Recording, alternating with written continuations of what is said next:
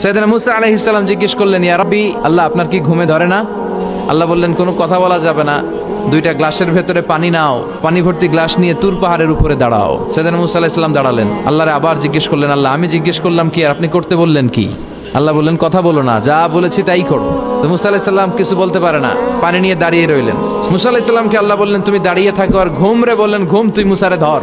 ঘুম যে এবার সাইয়েদনা মুসা আলাইহিস সালামকে ধরেছে, উনি ঘুমের ধাক্কায় আর থাকতে পারেন না, একবার ডানে যায় আরেকবার বায়ে যায়। ঘুমের ধাক্কায় হঠাৎ করে কাত হয়ে পড়ে যায় আর গ্লাসগুলো মাটিতে পড়ে খান খান হয়ে ভেঙে যায়। আল্লাহ ডেকে বললেন, মুসা বেশি কিছু হেফাজতের তো দায়িত্ব দেই নাই, শুধু দুইটা গ্লাস হেফাজতের দায়িত্ব দিয়েছে। ঘুমের কারণে এগুলোর হেফাজত করতে পারো নাই, ভেঙে খান খান হয়ে গিয়েছে।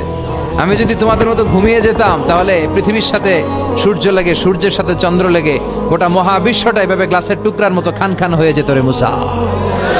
এজন্য লা তাখুযুহু সিনাতুন ওয়ালা নাওম, আমার ঘুমেও ধরে না, ঘুমের আগে যে তন্দ্রা আসে ওইটাও ধরে না।